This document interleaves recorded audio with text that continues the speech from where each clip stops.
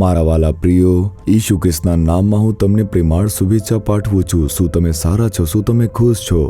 તમે આનંદિત રહો. પ્રભુ બધું સંભાળશે. શું તે તમારી સાથે નથી? તો પછી શા માટે ડરવું જોઈએ? તમારે ખુશ રહેવું જોઈએ. ઠીક છે, આ જગ્યા કેવી છે? શું તે સરસ લાગે છે?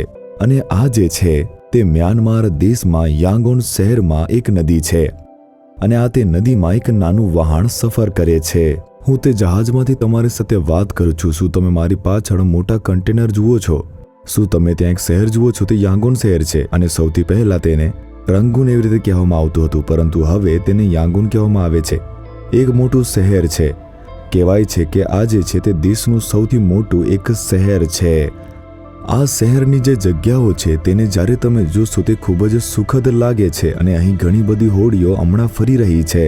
લોકો વહેલી સવારે મુસાફરી શરૂ કરે છે. આપણે બધું આ જોઈ શકીએ છીએ. તે એક વિશાળ નદી હોવાથી તેમાં વહાણો તે સફર કરી શકે છે. એટલા માટે તેઓએ ઘણા દેશોમાંથી આવેલા કન્ટેનરોને અહીં ઉતાર્યા છે.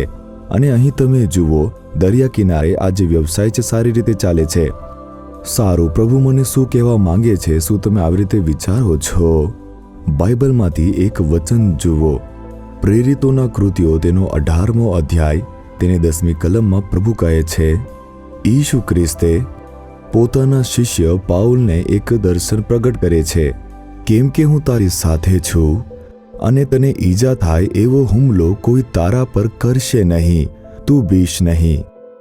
પ્રેરિત પાઉલ તે કોરિન્થ નામના શહેરની અંદર સેવા માટે ગયો હતો. પ્રભુએ મોકલ્યો અને તે ગયો, પરંતુ તે શહેર ખૂબ જ ઉગ્ર દેખાતું હતું, અને ત્યાંની જે પરિસ્થિતિ તે ખૂબ જ ભયાનક પરિસ્થિતિ લાગતી હતી. તેઓ ત્યાં સુવાર્તાનો પ્રકાશ લઈને ગયા હતા, પરંતુ શું ત્યાંના લોકો તેમની વિરુદ્ધ બળવો કરનારાઓ અને જે ધાર્મિક ઉગ્રવાદીઓ છે તેઓ દુષ્ટતા કરશે, અથવા તો તેમના માટે કોઈ જોખમ પહોંચાડશે, કોઈ વિપત્તિ લાવશે, એવો એક ભય હતો. આવી એક પરિસ્થિતિ ત્યાં હતી.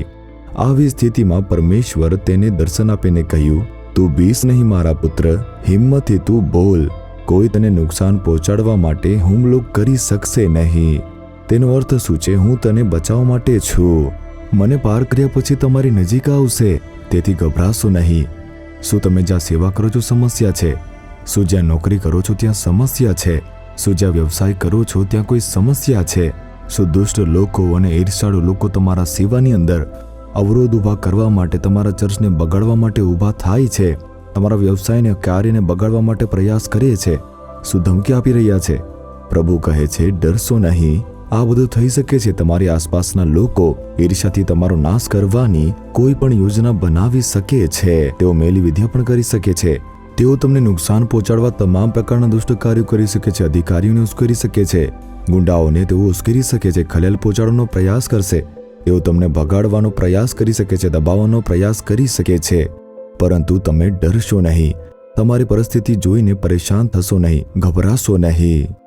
You are not alone. I am with you. હું તમારી સાથે છું. શું હું હંમેશા તમારી સાથે નથી? કોઈ પણ ભય તમારી પાસે આવી શકતું નથી. હું તમને મદદ કરીશ. કોઈ હુમલો કરી શકશે નહીં. કોઈ તમને સ્પર્શી શકશે પણ નહીં. જે તમને સ્પર્શ કરે છે તે મારી આંખના કીકીને સ્પર્શ કરે છે. મેં વચન આપ્યું છે ને, તેથી ગભરાશો નહીં, આમ પ્રભુ કહે છે. ને જેવી રીતે ઈશુએ જે દિવસે પોતાના સેવકને પ્રોત્સાહન આપ્યું હતું, મજબૂત બનાવ્યો, તેમાંથી હું પણ પ્રોત્સાહન મેળવું છું. મારી સેવા યાત્રામાં ઘણી બધી ભયાનક પરિસ્થિતિઓ આવી હતી.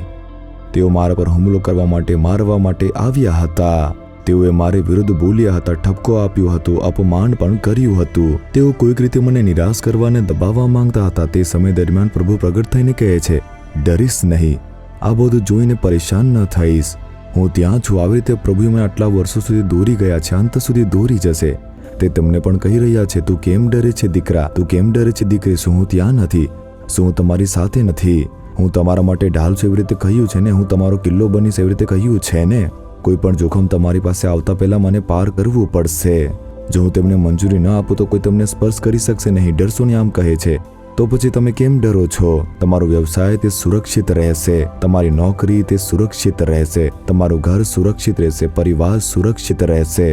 સ્વર્ગ અને પૃથ્વીનું સર્જન કરનાર સર્વશક્તિમાન પરમેશ્વર રક્ષણ કરશે. તેથી પરિસ્થિતિથી ડરશો નહીં. તે બદલાશે. તમે જેવી રીતે વિચારો છો તેવું કોઈ પણ નુકસાન પહોંચાડી શકશે નહીં. તે બધું જ જતું રહેશે. હિંમત રાખો. એકવાર કહો, ઈશુ, હું તમારામાં વિશ્વાસ કરું છું અને હું હવેથી ડરીશ નહીં. તમે મારી સાથે છો. મને કોઈ નુકસાન થશે નહીં. કોઈ મારા પર હુમલો કરી શકશે નહીં. કોઈ પણ મારું અથવા તો મારા પરિવારનું, મારા વ્યવસાયનું, મારા નોકરીનું, મારું સેવાનું કોઈ ખરાબ કરી શકશે નહીં. એવી રીતે હું વિશ્વાસ કરું છું પ્રભુ. તે ભય દૂર કરવા બદલ તમારી સ્તુતિ થાવ. ઈશુના નામમાં. આમેન, આમેન. જીસસ રીડીમ્સ ગુજરાતી યુટ્યુબ ચેનલને સબસ્ક્રાઇબ કરો. દરેક નવા કાર્યક્રમની માહિતી મેળવવા માટે બેલ આઇકન પર ક્લિક કરો.